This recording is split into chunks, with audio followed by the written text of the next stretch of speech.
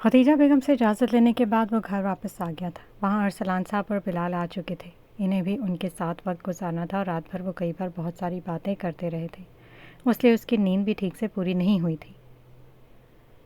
सुबह के करीब खदीजा बेगम सो गई।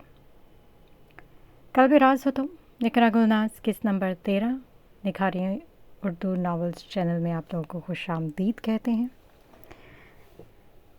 तो मज़ीद आगे बढ़ने से पहले आप लोगों से रिक्वेस्ट है कि हमारे चैनल को सब्सक्राइब कर लें और बेल आइकन को क्लिक कर लें ताकि आपको सारी वीडियो की नोटिफिकेशंस मिलती रहें।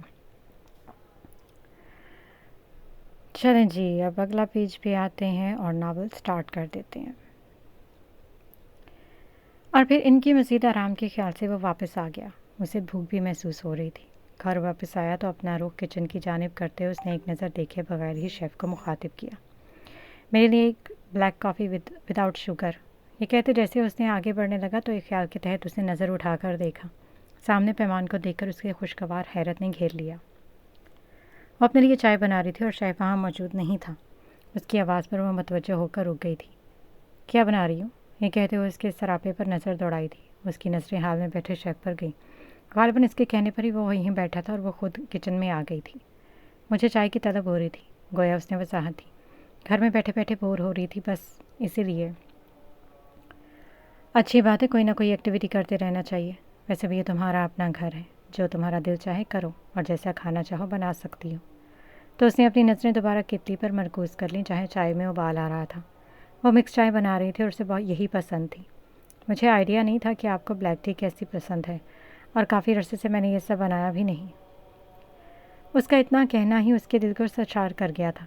मुरव्वता नहीं सही, वो इसके लिए बनाने का कह रही थी। कोई बात नहीं, शेफ़ तुम्हें बता देगा, वरना मैं ख़ुद तुम्हें बता सकता हूँ कि मुझे कैसी कॉफ़ी पसंद है। हनी नज़र नहीं आ रहा, क्या वो उठ गया? जी कुछ देर पहले घर से बाहर जाते हुए देखा था, लेकिन पूछा नहीं कि कहाँ जा रहा है। आपको भी चाय दूँ? उसने दोबारा इखलाकन पूछा था। ट्राई करने में हर्ज नहीं, लेकिन मौसम में विदाउट शुगर ही खाने में मिलता हूँ। कंधे उचकाते उसने हल्के फुल्के अंदाज में कहा। शुगर के बगैर? कहीं आपको? उसकी जानिब देखते तशवीर से पूछा तो वो हंस दिया। जैसा तुम सोच रही हो वैसा बिल्कुल नहीं है।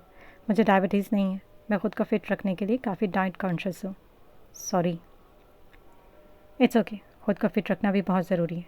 वाल ग्लास के साथ आरामदेह हालत में टेक लगाते हुए उसने कहा था। वैसे तुम्हारे हाथ की बनी हुई चाय टेस्ट कर सकता हूँ, यकीनन अच्छी होगी। आपको थोड़ा सा इंतज़ार करना पड़ेगा, क्योंकि मैंने सिर्फ एक कप बनाया था। मेरे अलावा कोई पीता नहीं, इसलिए ज़ाया ना हो तो मुझे कोई मसला नहीं, और तुम्हारे लिए इंतज़ार करना मुझे अच्छा लगता है। बिना कोई तासुर दिए उसने दूसरी जानिब रुख कर लिया और काम करने लगी। वो अपनी पुश्त पर उसकी नज़रों का इर्तिकाज़ महसूस कर सकती थी।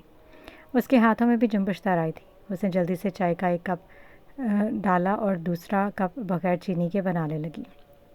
साथ में उसने उसके जाने का भी इंतज़ार कर रही थी, जो बड़े आराम से वहीं खड़ा था। कितनी देर लगेगी? उसने बात बराए बात पूछा था। 5 मिनट, उसने मुख्तसर जवाब दिया और नज़रें केतली पर मौजूद मरकूज़ रखी। मैं तब तक कपड़े चेंज कर लूँ। ये कहते उसकी नज़रें मोबाइल की बीप पर गईं। कोई टेक्स्ट आया था जिसे देखते हुए एक पल को रुका, फिर जवाब टाइप करने लगा। पैमान ने एक नज़र उसे देखा, तभी उसको याद आया कि एक ज़रूरी बात करनी है। सुनिए, उसने जाते हुए देखकर उसे जल्दी से कहा। जी बोले। वो जाते हुए रुक गया था। उसने मोबाइल की स्क्रीन ऑफ कर दी। उसका यूँ पुकारना उसे बहुत अच्छा लगा था। दोबारा सीने पर हाथ बंधे बड़ी फुर्सत से वो उसी की जानिब मुतवज्जो हुआ था। वो एकदम उलझ गई। उसके यूँ देखने पर वो मज़ीद महसूस हुआ था। पैमान ने गला साफ़ करते हुए इसकी लोदेती आंखों को देखा। उसके चेहरे पर हल्की सी मुस्कुराहट रक्स कर रही थी। मुझे आपसे एक ज़रूरी बात करनी थी। उसने हाथों की अपनी उंगलियां मरोड़ते हुए कहा और दिल में खुद को कोसा कि उसे पुकारा ही क्यों। सुन रहा हूँ, उसके चेहरे के उतार चढ़ाव देखते हुए नॉर्मल अंदाज में कहा था। इस तरह घूर घूर कर देखोगे तो क्या बताऊँगी? वो ज़ेरे बड़बड़ाई थी। उसकी आंखों की चमक उसे वज़ल कर रही थी। उसने अपनी मुस्कुराहट ज़ब्त करते हुए दोबारा नॉर्मल अंदाज में पूछा। मैं समझ नहीं पाया, तुमने क्या कहा? मुझे गाय के मुतालिक बात करनी थी। उसने असल मुद्दा बता। गाय के मुतालिक? वो भी संजीदा हुआ। जी। उसने एक नज़र केतली पर डाली जहाँ चाय में उबाल आ रहा था, तो उसने फ्लेम कम कर दिया। आप फ्रेशअप हो जाए, मैं बाद में बात कर लूँगी। ओके। उसने भी ज़रूर इसरार नहीं किया, सर इस बात में हिलाते हुए चला गया। اس کے جانے پر پیمان نے بھی سکون کا سانس لیا، چائے کے ساتھ مزید کچھ بنانے کا سوچا، فوری اور آسان سا۔ 10 منٹ کے بعد وہ واپس آیا تو پہلے سے کچھ زیادہ فریش لگ رہا تھا۔ اس نے حال میں موجود چیزوں کو دیکھ کر اندازہ لگایا، ناشتہ لگ چکا تھا۔ چھوٹی سی ٹرے میں بوائل انڈے، بٹر اور براؤن بریڈ رکھے ہوئے تھے، یعنی ہلکا پھلکا ناشتہ تیار تھا۔ اس نے کھانا شروع نہیں کیا تھا، شاید وہ اسی کے انتظار میں تھی۔ اس کا اپنے لیے انتظار کرنا اسے غیر معمولی اور خوشگوار احساس دلایا گیا۔ وہ مسکراتا ہوا اس کے ساتھ صوفے پر کچھ فاصلے پر بیٹھ گیا۔ اس کے بیٹھنے پر اس نے ٹرے اس کی جانب کر دی اور چائے کا کپ بھی سامنے رکھ دیا۔ مجھے بھوک محسوس ہو رہی تھی تو میں نے اپنے لیے بنایا تو سوچا آپ کے لیے بھی۔ مجھے بھی بھوک لگی تھی، اس نے بوائل انڈا اٹھاتے کہا۔ آج ہم کافی جلدی ناشتہ کر لیں گے، پھر مجھے ریسٹ بھی کرنی ہے۔ صبح اتنی جلدی میں ناشتہ نہیں کرتا۔ خیر آج کر لیتے۔ وہ بریڈ کا بائٹ لیتے ہوئے بول رہا تھا تو وہ بھی خاموشی سے کھانے لگی۔ کچھ پل گزرنے کے بعد اس نے مخاطب کیا، تم گائے کے متعلق میں کچھ بات کرنا چاہ رہی تھی؟ جی بات تو کرنی تھی، اس نے ایک پل کو ہاتھ روکتے کہا۔ جو کچھ ہوا ہے مجھے اس کے بارے میں معلوم ہو گیا ہے۔ گائے کے فادر بھی آپ سے کئی بار منت سماجت کر چکے ہیں تو پیمان نے ایرس کی طرف دیکھا جو پوری طرح متوجہ تھا۔ آپ اسے معاف نہیں کر سکتے کیا؟ کیسی معافی؟ اس نے سنجیدگی سے پوچھا۔ میں مانتی ہوں جو کچھ اس نے کیا وہ آسانی سے نظر انداز نہیں کیا جا سکتا، لیکن وہ پیمان تم بھول رہی ہو، گائے کے پاس نہ صرف ریوالور تھا بلکہ اس نے بنا سوچے سمجھے فائر بھی کیا ہے۔ اس کی گولی سے ڈونی زخمی ہوا ہے، مزید جانی نقصان بھی ہو سکتا تھا۔ یہ کوئی عقل مندی نہیں کہ معمولی باتوں پر غصے میں آ سیدھا شوٹ کر دے۔ میں مانتی ہوں اس نے غلطی کی ہے، بہت بڑی غلطی، لیکن وہ بھی بچہ ہے۔ اس کی عمر ہی کیا ہے؟ محض 15 یا 16 سال۔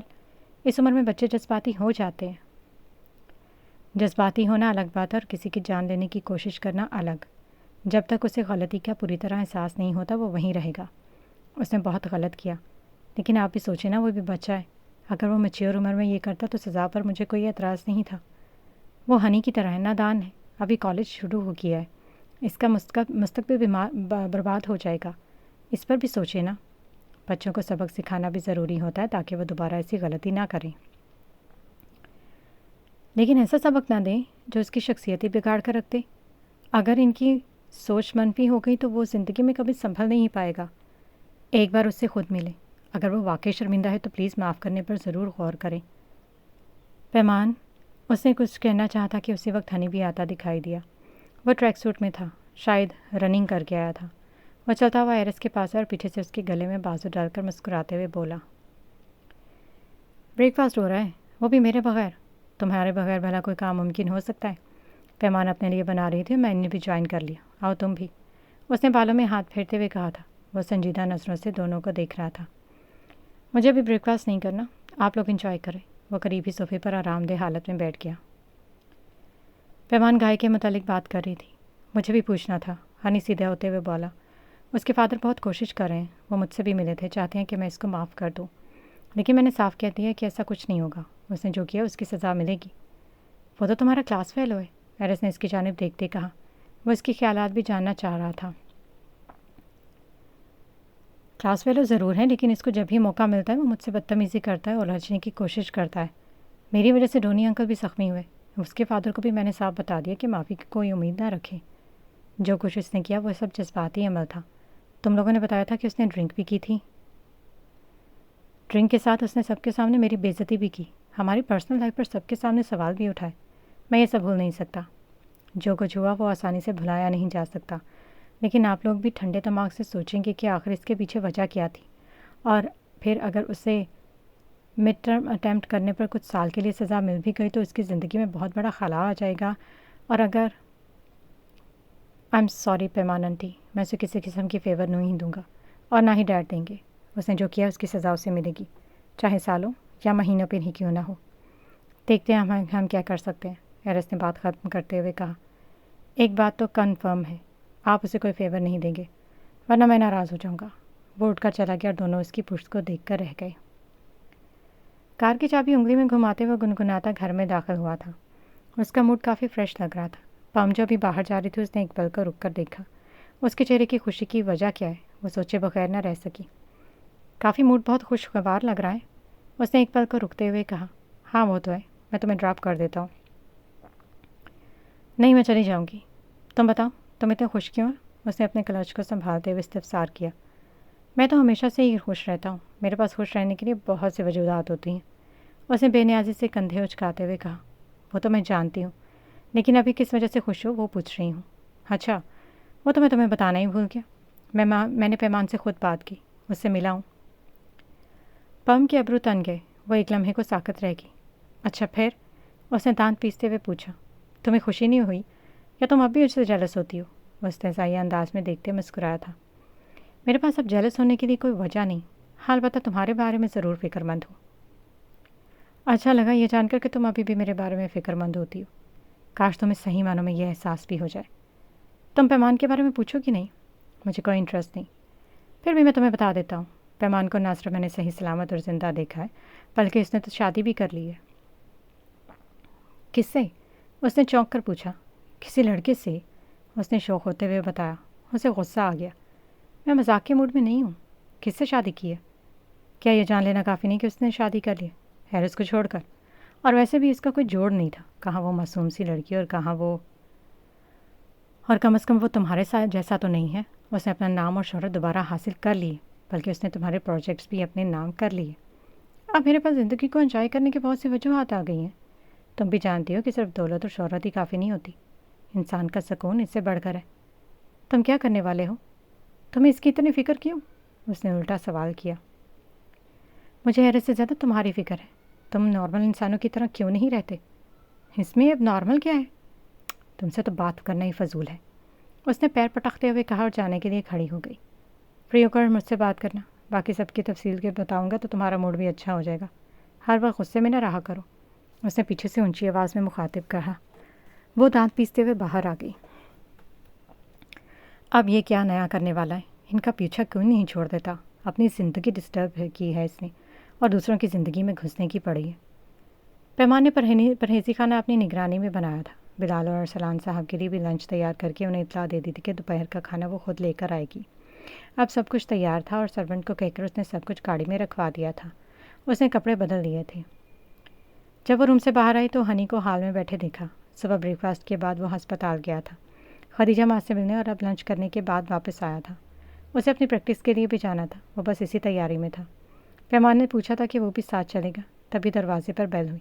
وہ دونوں ہی غیر ارادی طور پر متوجہ ہے کہ آنے والا کون ہے۔ پیمان وہاں پر جانے کا سوچ ہی رہی تھی کہ تبھی اسے کارمل وہاں پر آتی ہوئی دکھائی دی۔ آپ اکیلی چلے جائیں، میں فری ہو کر چکر لگا لوں گا۔ اس نے ایک نظر کارمل پر ڈالی جو حیران نظروں سے حال میں داخل ہو رہی تھی۔ وہ چند لمحوں کے لیے ساکت ہو کر رہ گئی تھی۔ پیمان نے اپنا تعارف کروائے بغیر وہاں سے چلے جانا مناسب سمجھا۔ یہ کون ہے؟ وہ فقط پوچھ نہیں رہی تھی، بلکہ اسے تو اپنی آنکھوں پر یقین کرنا مشکل لگ رہا تھا۔ اس نے خود کو احساس دلانا چاہا تھا کہ جو اس نے دیکھا وہ وہم ہے یا حقیقت، لیکن اب اپنے سامنے پیمان کو گھر سے جاتی دیکھ کر وہ جان گئی کہ یہ حقیقت ہی ہے۔ کیا ہوا؟ تم نے کوئی بھوت دیکھ لیا ہے کیا؟ ہنی نے کارمل کے رد عمل سے ہنس اٹھاتے ہوئے پوچھا۔ یہ یہاں کیسے؟ اور کیا یہ؟ وہ آنکھوں میں حیرت سمائے کبھی داخلے دروازے کو تو کبھی ہنی کو دیکھتی۔ یہ پیمان آنٹی، بیٹھو آرام سے، ورنہ تم نے تو حیرانی سے ہی مر جاؤ گی۔ اس کی اڑی رنگت دیکھ کر اس نے مذاق کیا تھا۔ مجھے یقین نہیں آ رہا، یہ سب کچھ کیسے ممکن ہے؟ اس نے صوفے کی پشت کو پکڑتے ہوئے بے ربط انداز میں کہا۔ یقین آ جائے گا، بلکہ اب تو آ جانا چاہیے۔ یہ زندہ تھیں؟ اس نے غیر معمولی حد تک تیز ہوتی سانسوں کے درمیان پوچھا۔ تھی نہیں ڈیئر کارمل، وہ زندہ ہے اور تمہارے سامنے ہے۔ لیکن کیسے؟ اور وہ یہاں کیا کر رہی ہیں؟ کیا یہ آرس کی گرل فرینڈ ہے؟ وہ یہاں کس حیثیت سے رہ رہی ہیں، یا کچھ اور چل رہا ہے ان کے بیچ؟ اس کا دماغ کام کرنا بند کر چکا تھا۔ وہ میرے ڈیڈ کی بیوی ہیں، وہ انہیں سے محبت کرتے ہیں، میں نے تمہیں بتایا تھا۔ یہ نہیں ہو سکتا، وہ صوفے کی پشت کو مٹھیوں سے دباتے بوکھلائے انداز میں بولی تھی۔ دوبارہ دروازے کی طرف دیکھنے لگی۔ اب وہاں کوئی نہیں تھا۔ یہ سب تو ہو چکا ہے، میرے ڈیڈی نے بہت چاہتے ہیں، اب وہ نہ صرف ان کی وائف ہے بلکہ میری اسٹیپ مدر بھی ہیں۔ تم مجھ سے مذاق کر رہے ہو نا؟ نہیں، میں سیریس ہوں، جو بتا رہا ہوں وہ سچ ہے۔ وہ میرے فادر کی وائف ہے۔ اب تمہیں یقین نہیں آ رہا تو میں کیا کر سکتا ہوں؟ وہ اس کا سکون برباد کر چکا تھا اور ایسی بات بتا گیا تھا جسے ایرس نے اتنے عرصے سے سب سے چھپا رکھا تھا۔ ایک پل کو ایرس کے بارے میں بھی خیال آیا کہ اگر انہیں پتہ چلا تو اس کا کیا ری ایکشن ہوگا۔ مجھے ایک ضروری کام سے جانا ہے، تم ساتھ چلنا چاہتی ہو تو آ سکتی ہو، اس نے مختصراً کہا۔ وہ سن کہاں رہی تھی، وہ وہیں ساکت کھڑی سن ہوتے دماغ سے ان باتوں اور واقعات کو سمجھنے کی کوشش کر رہی تھی جو اس کے بس میں نہیں تھا۔ ہنی باہر چلا گیا لیکن وہ ابھی بھی وہیں کھڑی تھی۔ پاس سے گزرتی ملازمہ کو آواز دینے کے ساتھ اسے جھنجھوڑتے ہوئے پوچھا، یہ جو ابھی گزر کر گئی یہ پیمان ہی ہے نا؟ ایرس کی اس نے بات ادھوری چھوڑ دی۔ سرونٹ اس کی بدتمیزی پر پہلے تو ایک لمحے کو گھبرا گیا، پھر سنبھلتے ہوئے مدھم لہجے میں جواب دیا، یہ پیمان میم ہے اور وہ یہاں رہ رہی ہیں۔ اس کی سانس جیسے بکھر گئی تھی۔ وہ تیز قدموں سے باہر کی طرف بڑھی۔ یہاں اس کا سانس رکنے لگا۔ اب وہ وہاں ٹھہرنا بیکار تھا۔ پیمان جو ان سب کے لیے کھانا لے کر آئی تھی انہیں بہت پسند آیا تھا، اور خدیجہ بیگم کی طبیعت بھی کچھ بہتر نہیں تھی۔ وہ کافی دیر ان کے پاس بیٹھی رہی۔ اس دوران ان کے موبائل پر کئی بار رنگ ہوئی۔ چند ایک بار اس نے اٹھایا۔ ٹیکسٹ میں لکھے ہوئے الفاظ کو پڑھ کر اس نے گہرا سانس لیا۔ آنے والے ٹیکسٹ جان کے تھے۔ وہ کال بھی کر رہا تھا لیکن اس نے نمبر بزی کر دیا۔ خدیجہ بیگم کے آرام کے غرض سے وہ ان کے کمرے سے باہر آ گئی۔ باہر آتے ہی اس نے کال اٹینڈ کی۔ وہ ایرس کو جان کے بارے میں نہیں بتا سکی تھی۔ ایرس پہلے ہی بہت سے مسئلوں میں الجھا ہوا تھا۔ وہ جان کے متعلق بتانا بھول گئی تھی۔ وہ تذبذب کا شکار تھی کہ اگر ایرس کو معلوم ہو گیا تو اس کا کیا ری ایکشن ہوگا۔ شاید ان کے درمیان سب ٹھیک ہو گیا ہو، لیکن ایسا لگتا بھی نہیں تھا۔ کتنا عرصہ ہو گیا تھا ایرس نے ایک بار بھی جان کا ذکر کبھی نہیں کیا تھا، مگر وہ ملنے پر اصرار کر رہا تھا۔ ایک لمحے کو سوچا جان کو اپنے اور ایرس کے رشتے کے بارے میں بتا دے، لیکن پھر خود ہی اپنے خیال کو جھٹک دیا۔ اس لیے اس نے کیفے میں ملنے کا کہا تھا تاکہ ساتھ ہی وہ اسے واضح طور پر روک بھی سکے۔ اسے پچھتاوا بھی ہو رہا تھا کہ اس نے جلدی میں نمبر دے دیا تھا۔ چند ایک بار اس نے اسے بلاک کرنے کا بھی سوچا، لیکن اسے لگا کہ وہ کسی اور نمبر سے بھی رابطہ کر سکتا ہے۔ اس لیے ان بچکانہ حرکتوں کی بجائے اس نے فیصلہ کیا کہ وہ دو ٹوک سامنے بیٹھ کر بات کرے گی۔ ہسپتال کے قریب کیفے میں وہ پہنچی تو پہلے سے ہی وہاں پر موجود تھا۔ کیفے کی نیم روشن فضا میں کافی کی مدھم خوشبو پھیلی ہوئی تھی، اور باہر ٹریفک کی ہلکی سی آواز اندر آ کر ماحول کو اور بھی بھاری سا بنا رہی تھی۔ اسے یہ سب کچھ بہت عجیب لگا، جیسے کوئی اندیکھا سا دباؤ وہاں پہلے سے موجود ہو۔ اس نے اچھے سے ویلکم کیا اور اس کا حال احوال پوچھا تھا تو وہ مختصر جواب دے رہی تھی۔ مجھے گلٹی فیل ہو رہا ہے، میں نے تمہیں اس کنڈیشن میں بھی ملنے کے لیے کال کی۔ میں پریشان ہو گیا تھا اور تم میری کال اٹینڈ نہیں کر رہی تھی۔ میں نے بتایا تھا میری عزیزہ بیمار ہے، میری لائف کافی بزی ہے، اس لیے میں ہر ایک کی کال نہیں اٹھا سکتی۔ میں سمجھ سکتا ہوں، اس نے اس بات میں سر ہلاتے ہوئے کہا تھا۔ تم نے ایک بار بھی مجھے اپنی لائف کے بارے میں نہیں بتایا۔ تمہاری زندگی میں کیا چل رہا ہے؟ نارمل لائف ہے، کچھ خاص نہیں، اس نے کافی کی جانب دیکھتے یوں کہا جیسے کوئی معمولی سی بات، مگر آنکھوں میں کہیں نہ کہیں ایک ہلکی سی بے چینی چھا گئی تھی۔ تمہارا بیبی آنے والا ہے، یہ تو سب سے خاص بات ہے۔ اپنے ہسبینڈ کے بارے میں بتاؤ، کہاں رہتی ہو، گھر میں کون کون ہوتا ہے، اور وہ خاص انسان کون ہے جس کے لیے تم ہسپتال آتی ہو؟ مجھے نہیں ملو گی؟ اس نے ایک سال کئی سوال کر ڈالے۔ میرا ان کے ساتھ خون کا رشتہ تو نہیں ہے، لیکن وہ میرے لیے ان سے بڑھ کر ہیں۔ وہ میری محسن آئے، اس وقت وہ زندگی اور موت کی جنگ لڑ رہی ہیں۔ انہوں نے مجھے اس وقت سنبھالا جب میں خود اور زندگی اور موت کی کشمکش میں تھی، اور وہ اب بھی اس تکلیف کی شدت سے گزر رہی ہیں۔ یہ کہتے ہوئے وہ چپ ہو گئی۔ ہم نے تمہیں بہت تلاش کرنے کی کوشش کی، خاص طور پر ایرس نے اور میں نے۔ کاش آپ لوگ کوشش ہی نہ کرتے، وہ سوچے بغیر نہ رہ سکی۔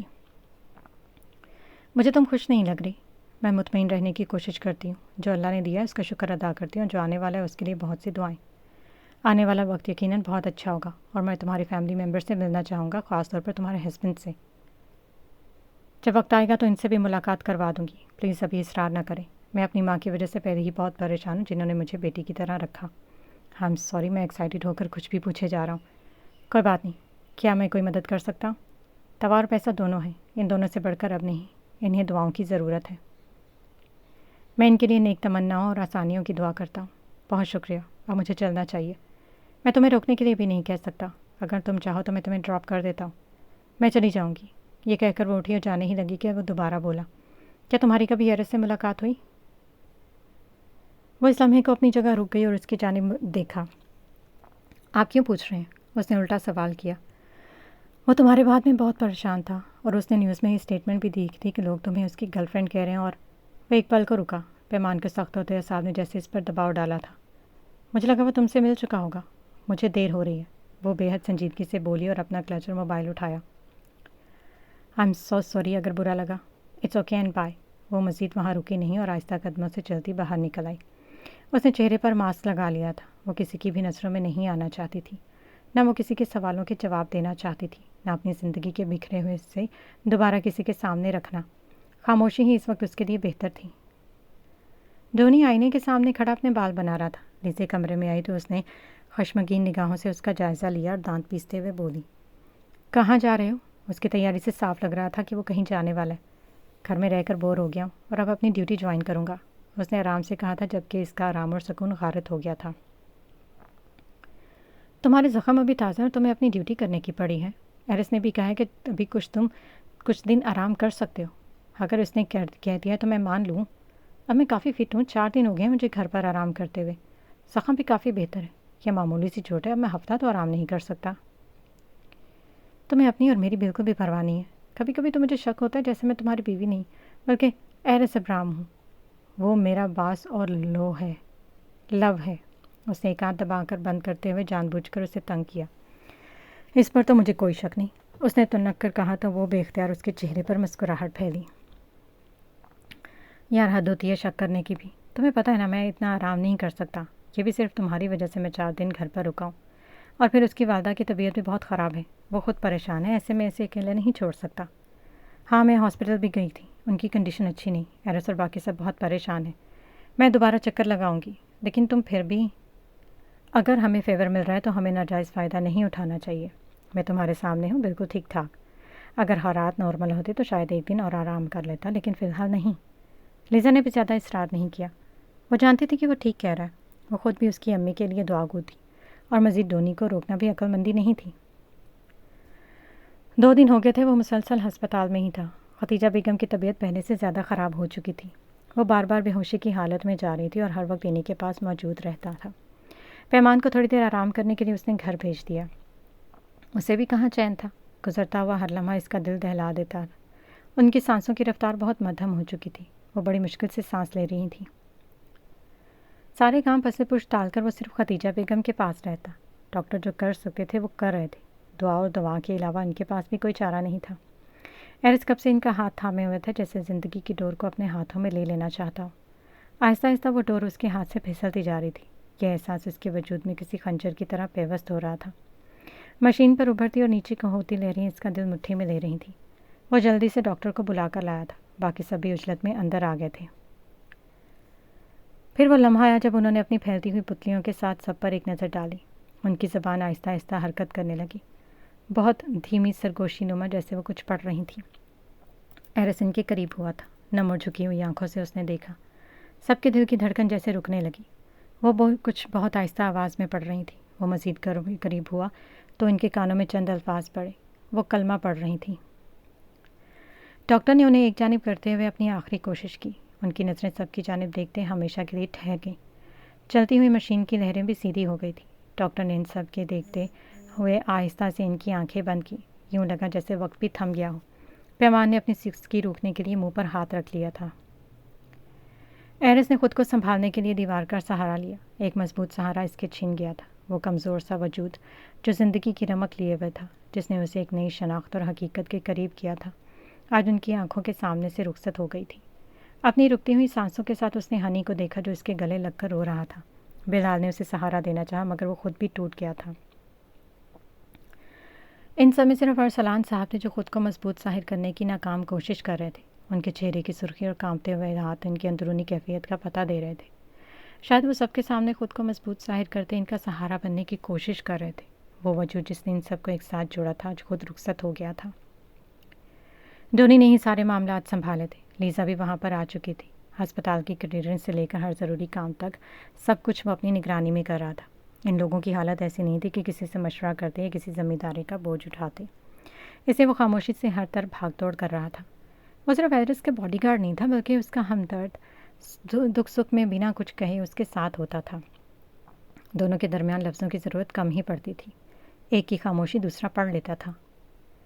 ارسلان صاحب کے کہنے پر فیصلہ ہوا ختیجہ بیگم کی تدفین وہیں کی جائے جہاں انہوں نے اپنی زندگی گزاری تھی۔ ایرس نے اپنے ساتھ لے جانے پر اصرار کیا مگر ارسلان صاحب اپنی بات پر قائم رہے۔ کفن اور تدفین کا وقت ہو چکا تھا۔ قبرستان پہنچتے پہنچتے شام کی اداس روشنی ہر طرف پھیل چکی تھی۔ ہوا میں مٹی کی نمی اور بچھڑ جانے کا کرب گھلا ہوا تھا۔ آج دوسری بار اس نے اپنی ماں کو کھویا تھا، پہلی بار نفرت اور غلط فہمیوں کی دھن میں، اور اب جب سارے پردے ہٹ چکے تھے، جب دل میں موجود ہر شکوہ پگھل چکا تھا، تب وہ ہمیشہ کے لیے اسے چھوڑ کر جا چکی تھی۔ سفید کفن میں لپٹے وجود کو قبر میں اترتا دیکھ اس کا دل جیسے کسی بند مٹھی میں جکڑ گیا تھا۔ آنکھوں سے بہنے والے آنسو مسلسل اس کے گالوں پر گرتے جا رہے تھے مگر اس نے انہیں پوچھنے کی کوشش نہیں کی۔ اسے وہ دن یاد آیا جب اپنے پاپا کی موت کے بعد وہ پہلی بار ٹوٹ کر رویا تھا۔ وہ خالی گھر اس کی سسکیوں سے گونجتا رہا تھا۔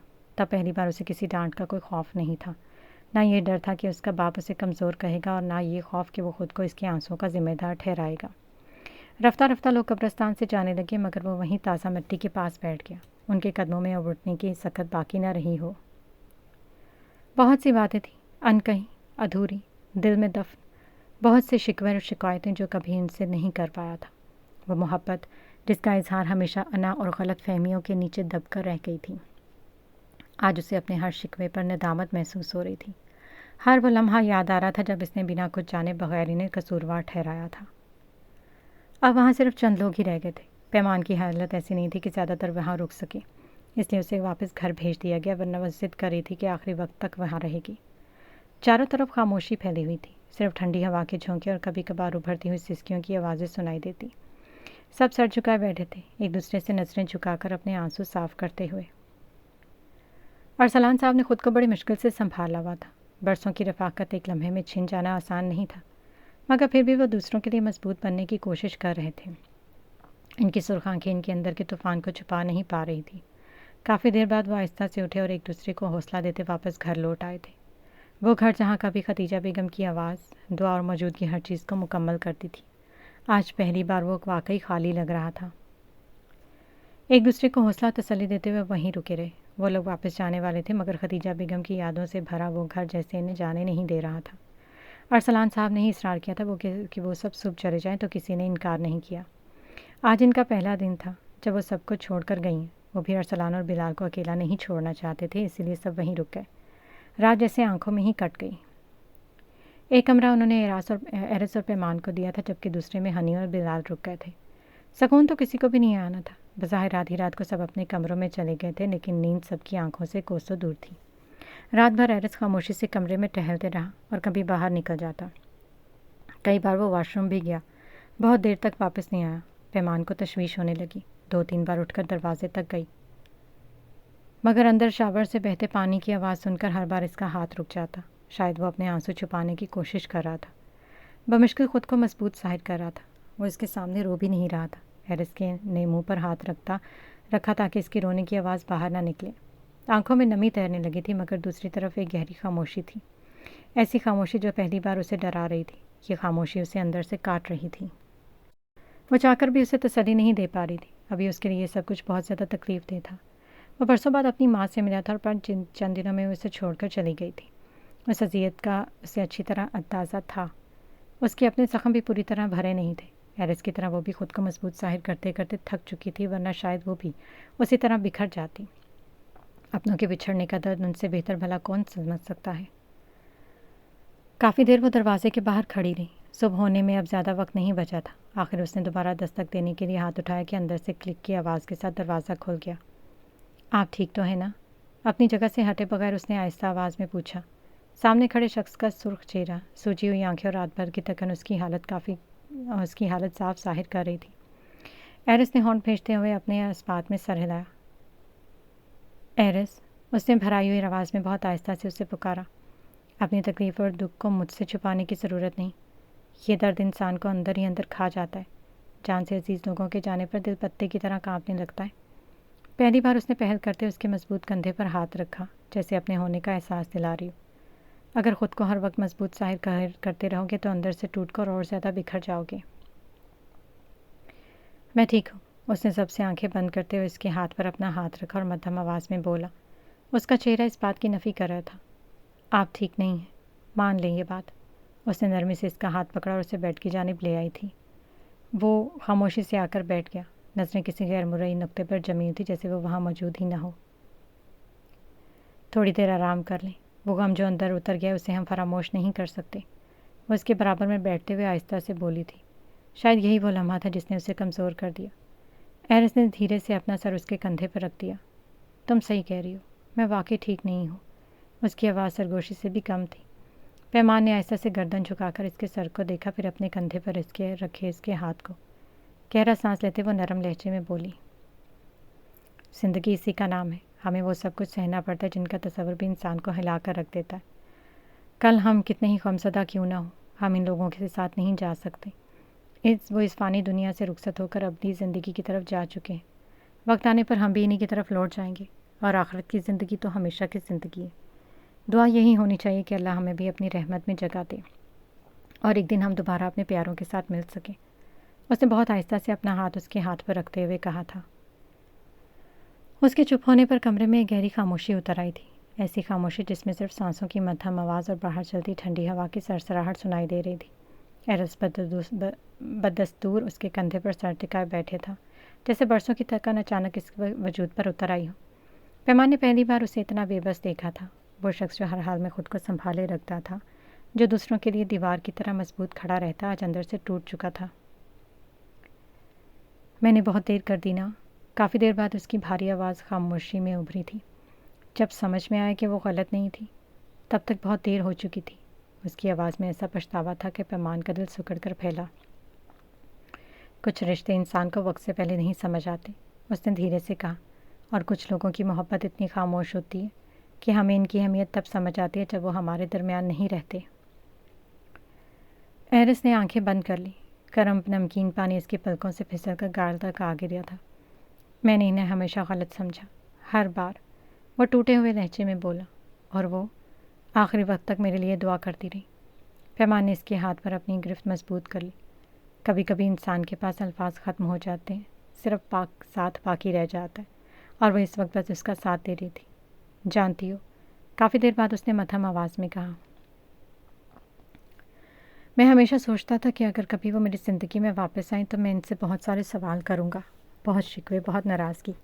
وہ ذرا سا رکا تھا، لیکن جب وہ سامنے آئیں تو میں سب کچھ بھول گیا۔ ماں کی محبت شاید ایسی ہی ہوتی ہے۔ وہ ہولے سے مسکرائی تھے، مگر اس کی اپنی آنکھیں بھی نم تھیں۔ اولاد لاکھ دکھ چڑھے جائے، ماں کا دل پھر بھی اسی کے لیے دھڑکتا رہتا ہے۔ ایرس نے کچھ نہیں کہا، بس خاموشی سے اس کے قریب بیٹھا رہا۔ اس لمحے دونوں نے محسوس کیا کہ کچھ درد ایسے ہوتے ہیں جنہیں ختم تو نہیں کیا جا سکتا، بس کسی اپنے کی موجودگی انہیں سہنے کے قابل بنا دیتی۔ شاید کچھ دکھ انسان کے اندر ہمیشہ زندہ رہتے ہیں، پھر بھی زندگی رکتی نہیں، وہ انسان کو آہستہ آہستہ دوبارہ سانس لینا سکھا دیتی ہے۔ کرما غصے سے بھری ہوئی ماریا کے آفس میں آئی تھی۔ اس کے چہرے پر پہلی بے چینی واضح بتا رہی تھی کہ پچھلے چند دنوں سے وہ شدید اضطراب میں مبتلا ہے۔ جب سے اسے ایرس اور باقی کے سب کے اچانک کہیں جانے کا معلوم ہوا تھا، تب سے اس کا ضبط ٹوٹتا جا رہا تھا۔ وہ کئی بار ہنی کا نمبر ٹرائی کر چکی تھی، اس کے گھر بھی گئی تھی، 3 دن سے وہاں تالا پڑا ہوا تھا۔ سب سے زیادہ اسے اس بات پر غصہ آ رہا تھا کہ ماریا بھی کسی سوال کا جواب دینے سے صاف انکاری تھی۔ یہ کیسے ہو سکتا ہے؟ وہ جھنجھلاتے ہوئے بولی، آپ ان کی پرسنل اسسٹنٹ ہے اور آپ کو ہی نہیں معلوم وہ سب کہاں غائب ہیں، خاص طور پر ایرس اتنے دنوں سے آفس بھی نہیں آ رہا۔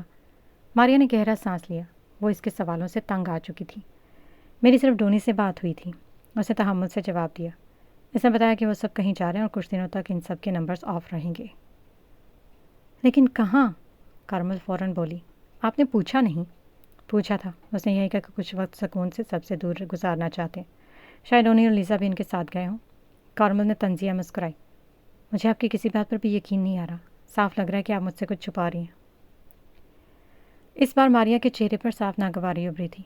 یقین کرنا نہ کرنا تمہاری مرضی ہے، میں تمہیں ہر بات کا جواب دینے کی پابند نہیں ہوں، میں تمہارے لیے جاب نہیں کرتی، میری اپنی ریکوائرمنٹس ہیں، اور ویسے بھی ان کی پرسنل لائف ہے، تم ہر معاملے میں انٹرفیئر کرنے کی کوشش مت کیا کرو۔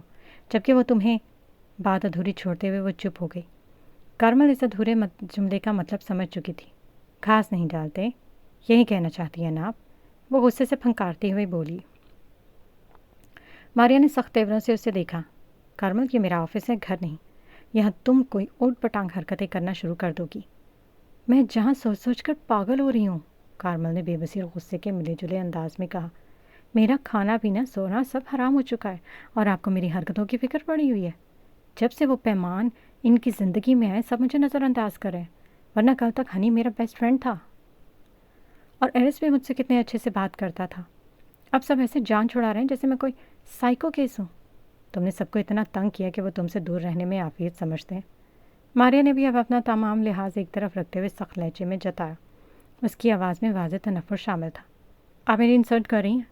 کارمل نے غصے سے ٹیبل پر زور سے ہاتھ مارا، جیسے اپنی اہمیت جتانا چاہتی ہو۔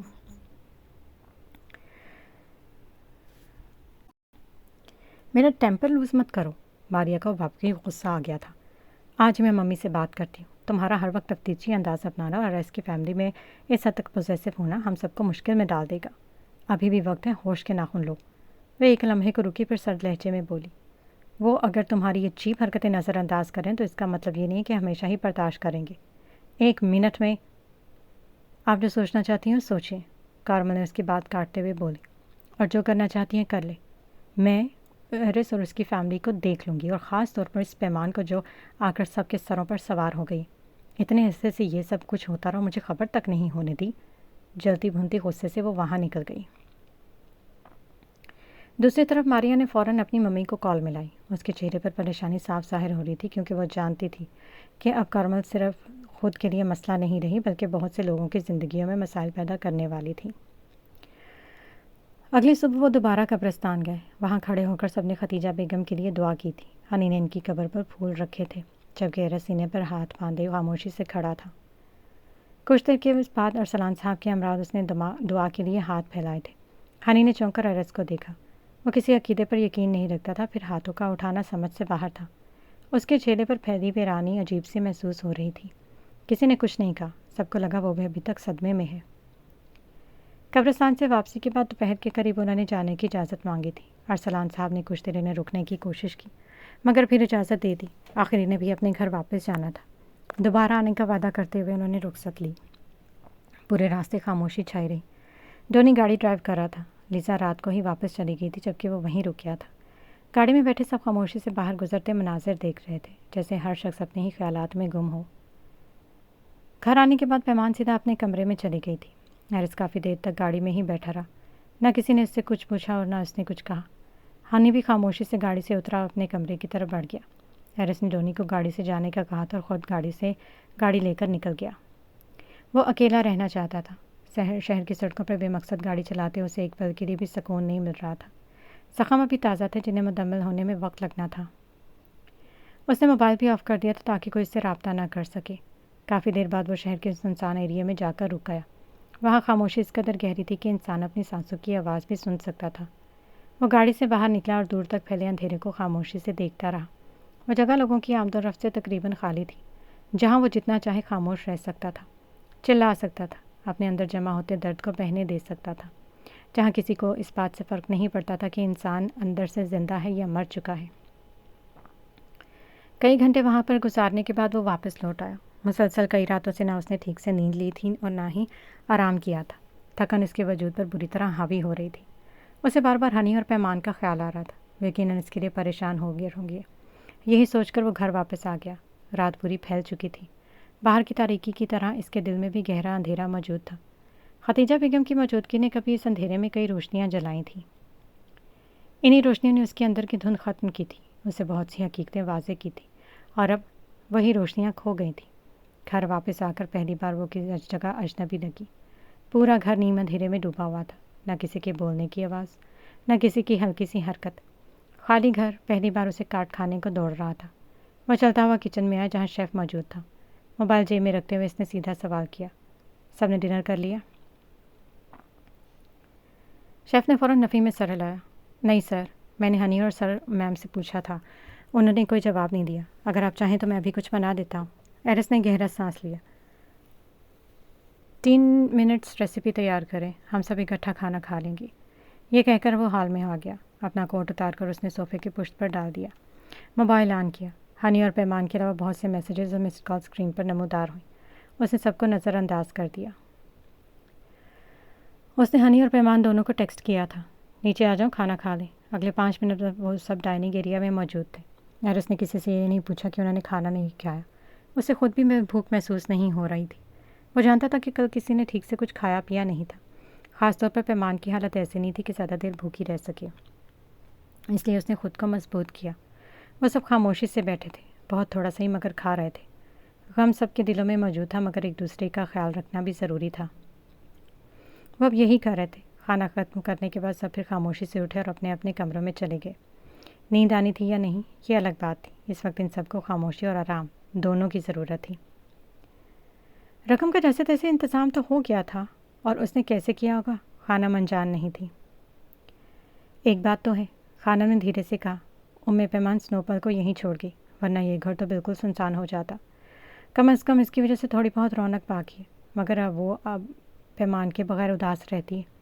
ٹی وی کی آواز مدھم کرتے اس نے حازم کی طرف دیکھا جو کسی انجانی سوچ میں گم خلا میں گھور رہا تھا۔ سن رہے ہو؟ میں تم سے بات کر رہی ہوں، اس نے قدری اونچی آواز میں مخاطب کرتے کہا۔ حازم جیسے چونک کر ہوش میں آیا۔ جی، آپ نے مجھ سے کچھ کہا؟ اس کی آواز میں الجھن تھی جیسے وہ ابھی تک خیالوں میں بھٹک رہا ہو۔ میں تم سے ہی تو بات کر رہی تھی، دیواروں سے تو نہیں، وہ خفگی سے بولی۔ حازم نے ایک لمحے کو نظریں چرائیں۔ سچ تو یہ تھا اس کا دھیان کہیں اور تھا اور وہ کسی سے بات کرنے کے موڈ میں بالکل بھی نہیں تھا۔ کیا ہوا؟ کہاں کھوئے ہوئے ہو؟ انہوں نے تشویش سے پوچھا۔ کچھ نہیں، بس یہیں کچھ سوچ رہا تھا، آپ کی باتوں کی طرف دھیان نہیں گیا، اس نے دھیمی آواز میں وضاحت دی۔ اس عمر میں اتنی ہی گہری اور نہ ختم ہونے والی سوچیں، وہ ہلکی سی مسکراہٹ کے ساتھ بولی۔ ہوپ اسمتھ کو ہی دیکھ لو، کتنا زندہ دل لڑکی ہے، ہر بڑی اور مشکل مسئلے کو چٹکیوں میں حل کر دیتی ہے، بہت خوش مزاج ہے۔ ہاں ہے تو ویسی، حازم نے اس بات میں سر ہلاتے ان کی بات سے اتفاق کیا تھا۔ میں تو چاہتی ہوں کہ تمہاری زندگی میں بھی کوئی ایسی ہی لڑکی ہے جس کے آنے سے گھر میں پھر سے رونق لگ جائے گی۔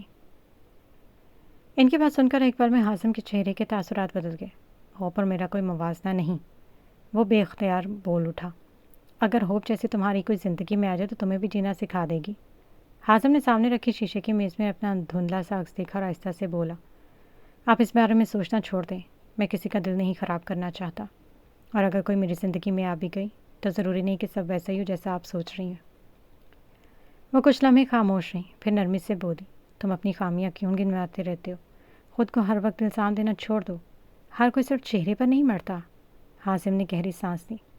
لیکن ہر کہانی کی شروعات چہرے سے ہی ہوتی ہے، لوگ دل کو بہت بعد میں دیکھتے ہیں۔ کون جانتا ہے کہ سامنے والے کا دل کتنا خوبصورت ہے؟ اگر پہلی نظر ہی متاثر نہ کرے تو کوئی اندر جھانکنے کی زحمت بھی نہیں کرتا۔ اس کی آواز میں ایک عجیب سی تھکن تھی جسے وہ صرف بات نہیں کر رہا تھا بلکہ اپنے اندر کے کسی زخم کو بیان کر رہا تھا۔ حازم کے یوں کہنے پر چند لمحوں کے لیے مکمل خاموشی چھا گئی تھی۔ ٹی وی چل رہا تھا مگر اس کی آواز اب صرف ایک مدھم سا شور بن کر رہ گئی تھی۔ ویسے غور سے دیکھتی رہی۔ یہ سب تم اپنے بارے میں کہہ رہے ہو؟ اس نے نرمی سے پوچھا۔ اور کس کے بارے میں کہوں گا؟ حازم کے ہونٹوں پر ایک بے جان سی مسکراہٹ ابھری۔ اس نے نظریں جھکا دی، چند پل گزرنے کے بعد جیسے ہمت کر کے دوبارہ بولا۔ آپ نے کبھی غور سے دیکھا ہے مجھے، میرا چہرہ؟ حازم، وہ فقط اتنا ہی کہہ سکی تھی۔ اس نے بات کاٹ دی۔ نہیں، سچ بتائیں، کیا پہلی نظر میں رک کر مجھے دیکھا کیا کسی کو تجسس ہوگا کہ اس چہرے کے پیچھے کیا ہے؟ اس کی آواز میں تلخی نہیں تھی، بس ایک تھکی ہوئی سچائی تھی۔ لوگ خوبصورتی کو دیکھتے ہیں، پھر بات کرتے ہیں، پھر پسند کرتے ہیں۔ میرے پاس پہلا قدم ہی نہیں ہے تو باقی سیڑھیاں چڑھنے کا سوال ہی پیدا نہیں ہوتا۔ خانم بہت کچھ کہنا چاہتی تھی، الفاظ جیسے گلے میں ہی اٹک گئے۔ حازم نے آہستہ سے میز پر رکھے گلاس کو گھمایا، اس میں بنتے بگڑتے عکس کو دیکھتے ہوئے بولا۔ آپ ہوپ کی بات کرتے ہیں، وہ ہنسی ہیں تو سب اس کے ساتھ ہنستے ہیں، وہ بولتی ہے تو سب سنتے ہیں، اور میں؟ وہ ذرا سا مسکرایا، اس کی مسکراہٹ میں درد اور بے بسی صاف جھلک رہی تھی۔ میں بولوں تب بھی تو لوگ صرف سننے کی اداکاری کرتے ہیں، ایسا نہیں ہے، وہ فوراً بولی، اس کی آواز میں شدت تھی۔ تم بہت اچھے ہو، سمجھدار بھی ہو۔ اچھا ہونا کافی نہیں ہوتا، حازم نے دھیرے سے کہا۔ اچھا نظر آنا بھی ضروری نہیں ہوتا۔ اچھا نظر آنا ضروری ہوتا ہے۔ وہ آہستہ سے اس کے قریب آئی اور صوفے کے کنارے پر ٹک گئی۔ تم نے خود کو بہت کم کیوں سمجھتی ہے؟ دنیا صرف چہروں پر نہیں چلتی۔ حازم نے سر اٹھا کر اسے دیکھا، اس کی آنکھوں میں ایک عجیب سی نمی تھی مگر وہ مسکرا رہا تھا۔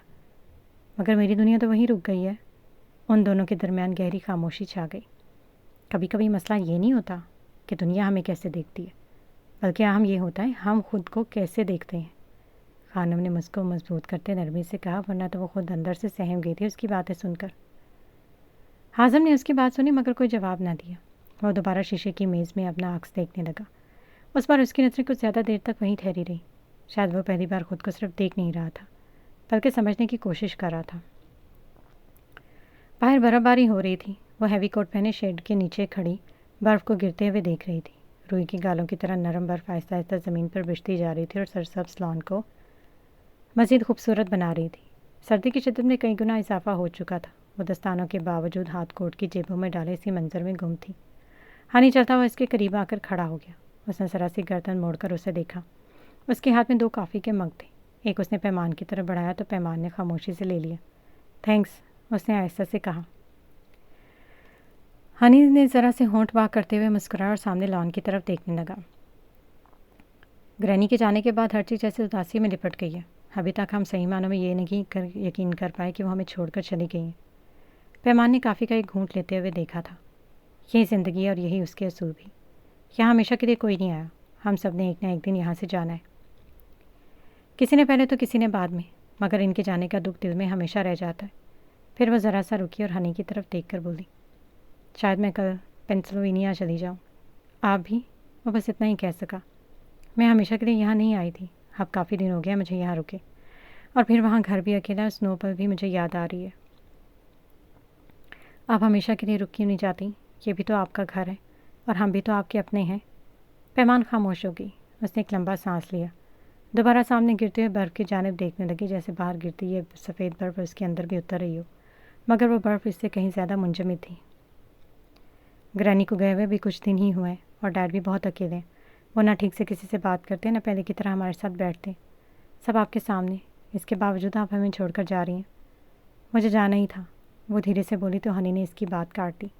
آپ جانتی ہیں ڈیڈ آپ کو کبھی نہیں روکیں گے، اور اگر روکیں گی بھی تو آپ نہیں مانیں گی۔ میری عرض سے بات ہو چکی ہے، اس نے تمام انتظامات کر دیے۔ پیمان نے نظریں جھکا لی۔ آپ نے فیصلہ کیا ہے تو میں بھی شاید آپ کو نہیں روک سکتا۔ ہنی نے گہرا سانس لیا۔ جب سے میں نے ہوش سنبھالا ہے میں اور ڈیڈ ہمیشہ ساتھ رہے، ہم نے گھر بھی بدلے، شہر بھی۔ ممی کے جانے کے بعد زندگی تھوڑی بہتر ہوئی تھی، مگر پھر بھی کبھی کبھار ان کی کمی محسوس ہوتی ہے۔ لائف پارٹنر ہونے کے باوجود وہ اکیلے رہتے ہیں، وہ آپ کو جانے سے روکیں گے بھی نہیں۔ کیا آپ نے کبھی سوچا وہ ایسا کیوں کر رہے ہیں؟ پیمان خاموش رہی۔ اس وقت اس کا خاموش رہنا ہی بہتر تھا۔ وہ آپ کو کھونا نہیں چاہتے۔ مجھے نہیں معلوم کہ ماضی میں کیا ہوا تھا، مگر اتنا جانتا ہوں کہ انہوں نے آپ کو دل سے قبول کیا، اور وہ آپ کی خوشی کے لیے وہ سب کر رہے ہیں جو شاید کسی اور کے لیے نہ کرتے۔ امید ہے ایک دن آپ کو یہ بات سمجھ آ جائے گی۔ میں سمجھتی ہوں، لیکن وہ بات ادھوری چھوڑ گئی۔ اس نے نظریں چرائیں۔ ہنی نے اسے دیکھا۔ آپ پھر بھی جا رہی ہیں؟ انہیں اس وقت آپ کی ضرورت ہے، اس گھر میں ایک عورت کا ہونا ضروری ہے۔ آپ کے آنے سے جو کمی پوری ہوئی تھی وہ پھر سے رہ جائے گی۔ یہ بھاگتی دوڑتی زندگی میرے لیے کسی اذیت سے کم نہیں ہے۔ میں تمہارے جذبات سمجھ رہی، مگر میں یہاں رک نہیں سکتی۔ پیمان نے آہستہ سے کہا تھا، تم پینسلوینیا آ جاؤ، ہم وہاں بھی رہ سکتے ہو۔ ہنی نے نفی میں سر ہلایا۔ یہاں میرا کالج ہے، ٹریننگز، دوست سب یہاں ہیں، میں سب کچھ چھوڑ کر وہاں نہیں آ سکتا، اور ڈیڈ کا کام بھی دونوں جگہ ہے، وہ کبھی یہاں ہوتا ہے تو کبھی وہاں، مگر اب وہ خود کو سنبھالنے کی کوشش کر رہے ہیں۔ وہ تھوڑا رکا اور اس کی جانب دیکھتے بولا، میں آپ کو مجبور نہیں کر سکتا، بس اتنا کہوں گا کہ ڈیڈ کا خیال رکھیں، آپ کا ہونا ان کے لیے بہت اہمیت رکھتا ہے، ڈیڈ کو وہ سکون دیں جو وہ حق رکھتے ہیں۔ یہ کہہ کر وہ چلا گیا۔ پیمان خاموش کھڑی اس کی پشت کو دیکھتے رہ گئی، جبکہ برف کی خاموش تہ پورے لان پر آہستہ آہستہ پھیلتی جا رہی تھی۔ اس کے موبائل پر کال آنے لگی۔ اس نے موبائل اسکرین کو غور سے دیکھا۔ اسکرین پر جان کالنگ نمایاں ہو رہا تھا۔ اس نے لمحہ ضائع کیے ہوئے بغیر کال کاٹ دی۔ دوسری طرف سے اس نے دوبارہ کال کی۔ اس نے ایک بار پھر کال ڈسکنیکٹ کر دی۔ وہ کسی سے بھی بات نہیں کرنا چاہتی تھی، کسی سے بھی نہیں۔ تیسری بار کال آنے پر آخرکار ہچکچاتے ہوئے کال اٹینڈ کر دی اور سخت لہجے میں مخاطب ہوئی، ہلو، شاید میں نے تمہیں ڈسٹرب کر دیا، تم بزی ہوگی؟ ہاں، اس نے مختصر اور اسپاٹ لہجے میں جواب دیا۔ ٹھیک ہے، جب فری ہوگی تو مجھے بتا دینا، میں پھر کال کر لوں گا۔ مجھے آپ سے بات نہیں کرنی؟ لیکن کیوں؟ میری کوئی بات بری لگی ہے؟ نہیں، بس میں کسی سے بھی تعلق نہیں رکھنا چاہتی، خاص طور پر ان لوگوں سے جنہیں میں پہلے چھوڑ چکی ہوں، اور آپ انہیں لوگوں میں سے ایک ہیں۔ اس نے صاحب کو اسے کہا، گرتی ہوئے برف کی طرف دیکھنے لگی۔ مجھے لگتا ہے تم کافی اپسیٹ ہو، جب تمہارا رویہ نارمل ہو جائے تو پھر بات کریں گے۔ مجھے بات نہیں کرنی، اور آئندہ مجھے کال مت کیجیے گا، مہربانی ہوگی، اس نے دو ٹوک انداز میں کہا۔ پیمان پلیز، کوئی تو وجہ ہوگی۔ وجہ میں بتا چکی ہوں، دوبارہ میرے موبائل پر آپ کی کال نہیں آنی چاہیے۔ مجھے امید ہے آپ دوبارہ تنگ نہیں کریں گے۔ یہ کہہ کر اس نے فوراً کال کاٹ دی۔ وہ موبائل دیکھتا رہ گیا۔ اسے سمجھ نہیں آ رہا تھا کہ اچانک سے یہ تبدیلی کیسی۔ وہ جو پہلے اتنی نرم دل اور آسانی سے باتوں میں آ جاتی تھی، اب اس کا رویہ اتنا سخت کیسے ہو گیا؟ اس نے فوراً ایک نمبر ملایا اور ہدایت دی، مجھے اس نمبر کی مکمل ڈیٹیل چاہیے اور لوکیشن بھی۔ اگلے چند منٹ بعد اس نمبر کی ڈیٹیل اس کے موبائل پر ٹیکسٹ کے ذریعے موصول ہو چکی تھی۔ اس نے فوراً اسکرین پر آئی ہوئی معلومات کھولی اور غور سے پڑھنے لگا۔ جیسے جیسے ڈینیل دیکھتا گیا اس کے ماتھے پر بل پڑتے رہے۔ اس نے فوراً دوبارہ کال ملائی، یہ معلومات تو ایرس کی ہے، میں نے جو نمبر اور لوکیشن بھیجی ہے وہ کنفرم کرو۔ دوسری طرف سے آواز اسپیکر سے ابھری تھی، سر جو نمبر آپ نے بھیجا اس کی ڈیٹیل سینڈ کی ہے، ہم نے دوبارہ ویریفائی کیا ہے، اس کی سم کی رجسٹریشن مسٹر عرب ابراہیم کے نام پر ہے اور موجودہ لوکیشن بھی اسی گھر کی ہے۔ یہ سنتے اس کی گرفت موبائل پر سخت ہو گئی۔ مطلب وہ اس کے گھر پر ہے اور وہ اس سے مل بھی رہی ہے؟ وہ آہستہ سے بڑبڑایا۔ اس کے لہجے میں حیرت سے زیادہ بے یقینی تھی۔ وہ موبائل کو گھورتا رہ گیا جیسے اسکرین پر لکھتے الفاظ کسی اور حقیقت کی طرف اشارہ کر رہے ہوں۔ اس کے ذہن میں ایک ہی بات بار بار گھوم رہی تھی۔ وہ بھی کچھ دیر پہلے کہہ رہی تھی کہ وہ کسی سے تعلق نہیں رکھنا چاہتی، پھر یہ سب کیا ہے؟ اس نے گہرا سانس لیا اور خود سے ہم کلام ہوا، یہ سب کیا ہو رہا ہے؟ موبائل اس کے ہاتھ میں تھا مگر سوچیں کہیں اور بھٹک رہی تھی۔ ایرس اور پیمان کے درمیان کیا چل رہی ہے بات اسے مزید الجھا رہی تھی۔ کیا گیم کھیل رہے ہیں یہ دونوں؟ سمجھ سے باہر ہے، لیکن میں بھی اتنی آسانی سے نہیں جانے دوں گا۔